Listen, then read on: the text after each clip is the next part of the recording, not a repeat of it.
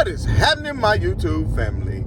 Of course, it is your boy B New. I'm coming at you on this Sunday.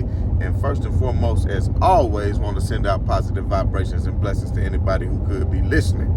Now, with all that being said, we all know that the Los Angeles Lakers were back in action on yesterday, taking on none other than the Golden State Warriors in a pivotal matchup, the Game 3 matchup, which LeBron has stated many times before, that Game 3, especially when tied 1-1, is the most pivotal game in the series because we all know the team that goes up 2-1 on another team in the playoffs usually wins the series. I don't know the percentage right now in my head, but it is a very high percentage.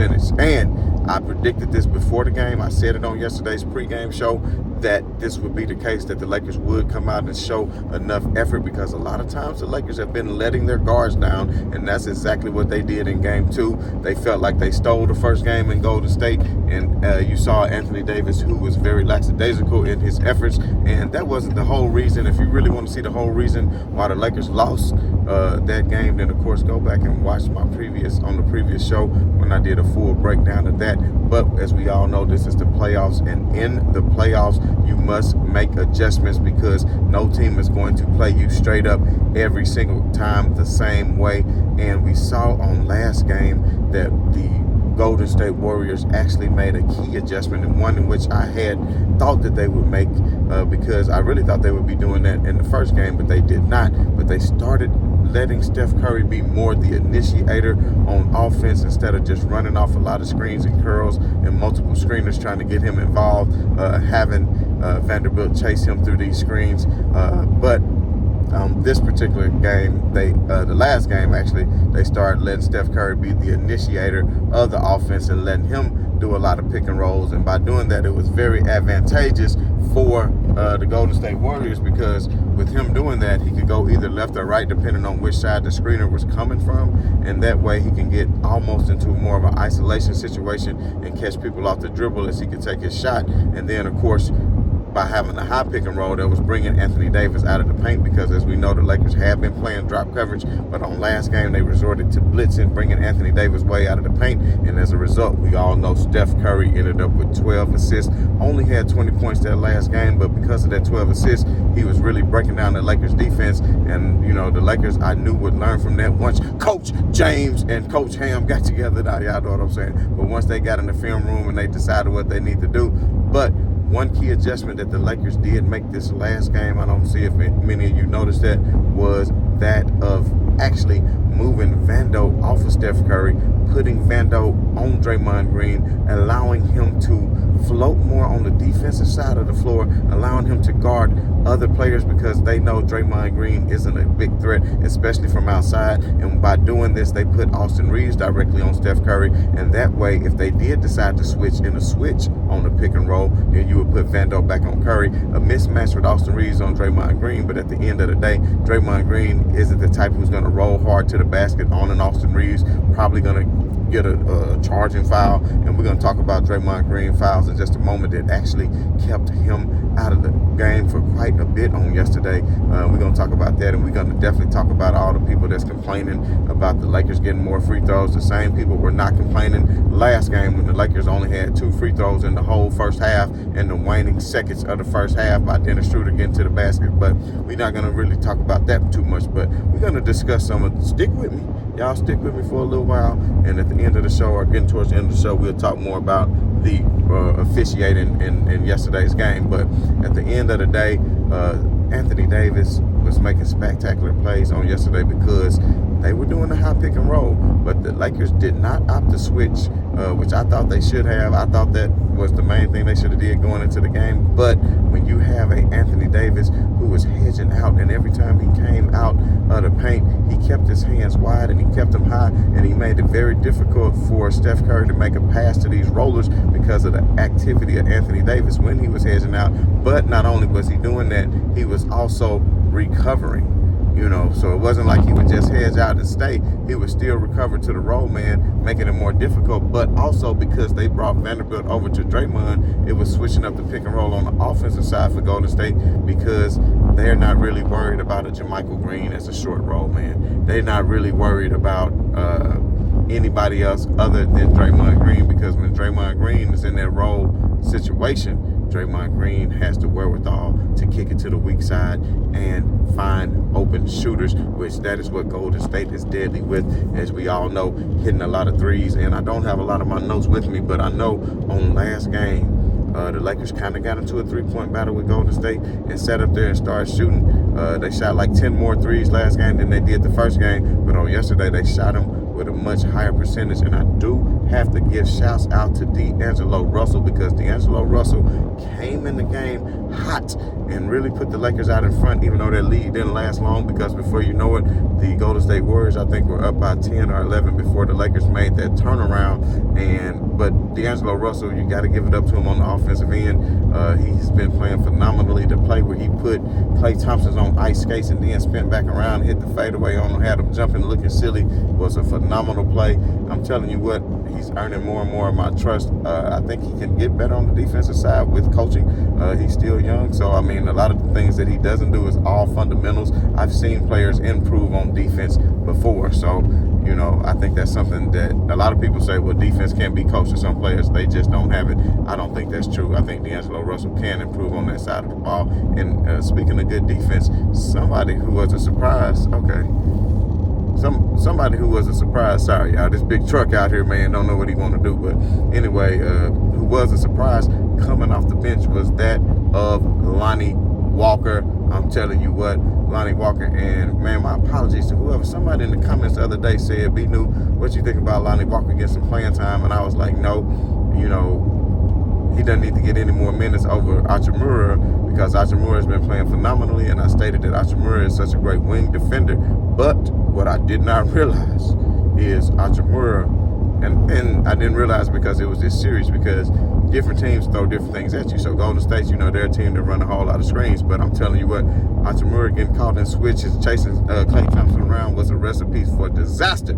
for the Los Angeles Lakers, because Hachimura is too big to be trying to shoot the gap and trying to get around and chase screeners and get chase Klay Thompson. Klay Thompson going to be wide the hell open every single time. But when you bring in a Lonnie Walker, let's give him Skywalker, even though he didn't get no sky dunks last night. Unfortunately, never had a chance to get out in transition, but hit a couple of big-time threes, and played his role well. Can't remember how many points. I think he had 12 points. Some of those points came late in garbage time, but it didn't matter. He did his job when he was out there, because he successfully stuck to Klay on a lot of plays. And I'm going to tell you like this, Troy Brown got his minutes cut. Troy Brown, who, I won't say took all of Lonnie Walker's minutes, but after the trade deadline, it was like when they brought in all the new players, Coach Ham was going to go with one or the other, because Hachimura was going to get his time. Of course, Vando was going to get his time. We know AR moved into the starting lineup. Beasley was getting a lot of time for a while. He's kind of disappeared because he's been so wishy-washy from three-point land. If that's all you can do, Beasley, is hit threes, and you're not doing it, then I understand Coach's decision to push you further to the end of the bench. I'm not really mad about that. And, I think somebody had said put Beasley in for AR. No way. You don't do that. AR was struggling last night, and forgive me, my mind all over the place because I'm hitting a lot of different points, but AR was all over the place last night, having to guard Klay, and of course before that, having taken on the responsibility, having to guard Steph on yesterday, but before that, taking on the responsibility of guarding Klay. Y'all saw this man feet soaking in ice buckets after the game, every game. It's not an easy task. So yes, his three-point shot has been off. It's been short, and it has been looking good because all the energy that he's been expending on the offensive side of the ball. But let me tell you this, he still hit a couple of timely shots like we needed him to.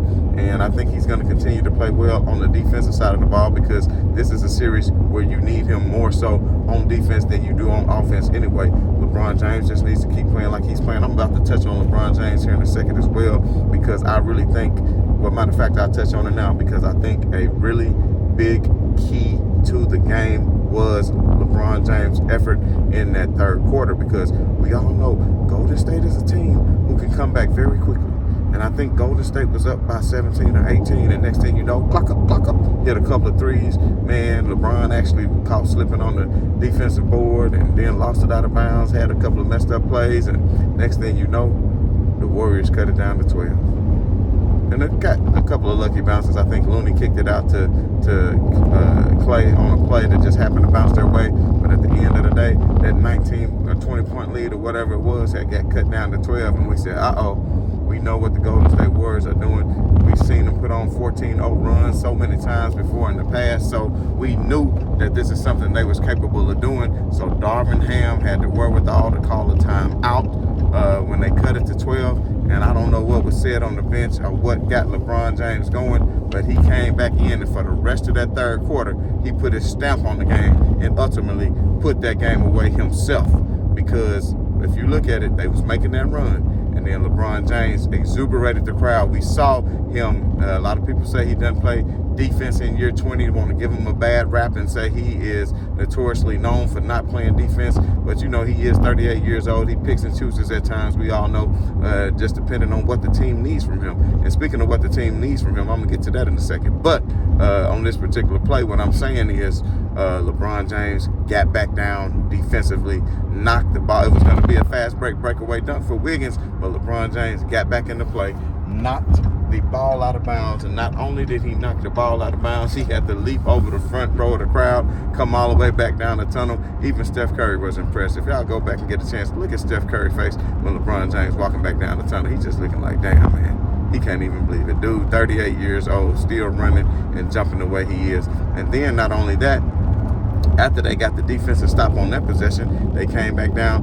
LeBron James comes in transition fast break with a nice spin move on Jordan Poole, and I think it was DiVincenzo who had absolutely no chance. A lot of people might would have charged them little fellas, but of course LeBron James hit the spin move, went in between both defenders, laid it up so easily. And then on the next play, Jordan Poole had an easy run for the basket, thought he was going to get easy money, but LeBron James said, no, get that shot out of here. Man, get that shot out of here. You understand what I'm saying? Told him to get it on out of there. And then next thing you know, it was some transition in full effect again. LeBron James goes back down. They have to foul him. He goes to the line, make both free throws. And ultimately, that's what pushes the lead. End up pushing the lead back up to 20, 22, 23. And man, I tell y'all what, just like in the last game when the Lakers had to wave the white flag, the Golden State Warriors did the same thing in that fourth quarter. And you might think, well, the Warriors need their rest. We know the Warriors are coming off this 7-game series. They played those extra days. Let's not forget the Lakers had an additional 3 days of rest before this series started. So that starting to weigh on Golden State legs. I'm telling you right now, Steph Curry is not as young as he used to be. Klay Thompson nor Draymond are young as they used to be. And this is going to be quite officiating here in just a minute. Y'all forgive me. I hope this don't really mess up my whole thing. But y'all know I'm out here. Speaking of why I'm doing this mobile show, man, y'all all know, everybody who subscribed to me faithfully know that I kind of have to travel back and forth, you know, everything going on with my father and my family and things like that. So much blessings to everybody who sent me positive presents. I appreciate it.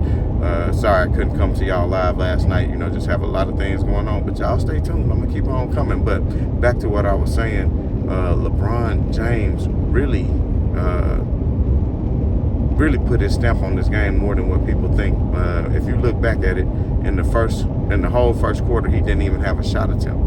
And a lot of people saying, well, what in the world is LeBron James doing not even having a shot attempt? What is he doing not even having a shot attempt, right? Well, I'll tell you what he did. He was facilitating for his teammates to get them involved. Because what happened in the game before that? Didn't he come out and get 14 points in the first quarter? Came out and got 14 points in the first quarter. But ultimately the Lakers lost. He knew that he has to get his teammates involved and have to get them going and get their confidence up and get them in a rhythm. And that's precisely what he did, deferring to other players like D'Lo and Austin and others, and constantly. And plus, they were really forcing it a lot on LeBron James. He was getting doubled and triple teamed, by the way. Don't act like he's still not a force on offense and teams are not scheming against this man. He's not playing Wiggins one-on-one out here. Wiggins is a great defender. I give Wiggins, he's a top 10 defender. He's a top 10 wing defender in this league. Wiggins is a top 10 wing defender in this league. But, like I'm telling y'all, LeBron James is still at the age of 38. He can take Andrew Wiggins off the dribble. Trust me. And Wiggins can take him off the dribble. LeBron James not quick in his feet on the perimeter defensively like he used to be. Wiggins is giving him everything. Of course, we all know Wiggins might have something personal against him because we all know LeBron James was key in helping bring in Kevin Love to Cleveland when he went back for that second stint with Cleveland. The Cavs had just drafted Wiggins, so Wiggins thinking he about to play with LeBron James, him and Kyrie, and really get it going. But LeBron James wanted veteran presence back then. Now LeBron James knows he don't need veteran presence. Tried that last year with them old geezers, Carmelo Anthony and Dwight Howard. I'm sorry, y'all, I had to say it. But now you got the young legs of a Vando, the young legs of a D-Lo, the young legs of a Austin Reeves, the young legs of a Troy Brown, the young legs of a Lonnie Walker IV. You understand what I'm telling y'all? And what I've been saying for how long now? Since the trade deadline. Who been telling y'all? And who gonna get the money when I said, put your money on the Lakers to win the final? You could have went right on FanDuel or any of these things and bet $50 and won $1,000 for the Lakers to win the championship just a month ago. I tried to tell y'all. And I'm not gonna get too far ahead of myself, man, but I'm telling y'all right now, I have a lot of faith in this team because what they bring to the table defensively. They've been the number one defense since the trade line, and they made these moves. You have defenders like Vanderbilt. You have Anthony Davis, to me, who I think is the best defender in the league. So at the end of the day, with LeBron James playing good defense on his end too, I'm telling you, that makes it hard. And we know what Schroeder's capable of doing as being an on-ball defender. Man, I'm telling y'all what, and this one last thing I want to touch on, and then I'm going to have to get off of here, and I'm going to do a whole nother show tomorrow, or maybe tonight, just depending, y'all. I'm doing the best I can. But one thing I have to touch on is go back to the officiating real quick. The officiating, everybody want to cry. Draymond getting in foul trouble. Let me say this about Draymond. These are bang-bang plays, Draymond. You jumping in front, trying to charge a foul, trying to draw a foul, and you falling all down on the ground. Guess what? Some of these could be no calls if you stood your ground. Because it was bang-bang, and I think they could have been no calls. But by you flopping, by you falling all down, by a little touch from Anthony Davis, you are forcing the referees to have to make a call. And when they make a call, they're going to err always on the side of the offensive player unless it's clear that this is a clear blocking foul. And it's not clear, my boy. Why are you moving so quickly to jump in front of a man and flop and fall? Move in front of him and hold your ground. Stand up, put your hands up. Like we said in the North, put your thumbs up. But what you doing, baby? You're not doing anything but flopping and flapping around. Speaking of that, I don't understand why Steph Curry and Jordan Poole, every time they shoot a three, seem like they got to fall down and hit the ground. Somebody put in the comments and tell me why in the world do they fall down and hit the ground every single damn time. But my point is, when it comes to the refereeing, last game Golden State got more calls. This game the Lakers got more calls. Whatever team is being more physical and aggressive is going to get the most calls. And we saw last game Golden State Warriors was a more physical, more aggressive team. And this game, of course, the Lakers was the more physical, more aggressive team. And we also saw last game the Lakers start to shoot a lot of threes, trying to be like Golden State instead of sticking to their bread and butter and going to the hole and being aggressive. And that was the difference. So for the next game, the Lakers need to understand the importance of it. They do not want to get back home court advantage to the Golden State Warriors and let them get a game in L.A. We all know that the Golden State Warriors for 28 playoff series in a row have won a road game in a series. It's not been one series where they have not won a road game. So they feel like they're going to have to get this next one. But the way I think the Lakers are countering, Golden State going to have to come in with a hell of a game plan. But I think the Lakers can still make adjustments regardless, because now they seeing whatever they're bringing them either way. So at the end of the day, I think the Los Angeles Lakers are just too good of a team. They got too much length, just like I said before, for Golden State to deal with. Golden State has to be unbelievably hot. They're not at home, so all them shots not falling. They got some confidence early, and I was worried for a split second because they started getting a little confidence. But at the end of the day, I just don't see them shots falling like they did back in Golden State. I think it'll be a lot closer game next game, but ultimately the Lakers go up 3-1. Golden State might win the next one, but then the Lakers finish it in 6, just like I predicted. I said it would be just like the Memphis series. So far, it has been the exact same way. So, because the Lakers tend to relax a lot. So I hope they don't do that next game. They feel like, oh, we're up in the series, we can relax. It ain't no time off, B. It ain't no time off. You understand me? So at the end of the day, man, it's your boy B New. Wish me safe travels as I make it down this weary road, man. And if you haven't done so already, hit that like, hit that share, hit that subscribe. And as always, man, right on to the real, and much love to these haters.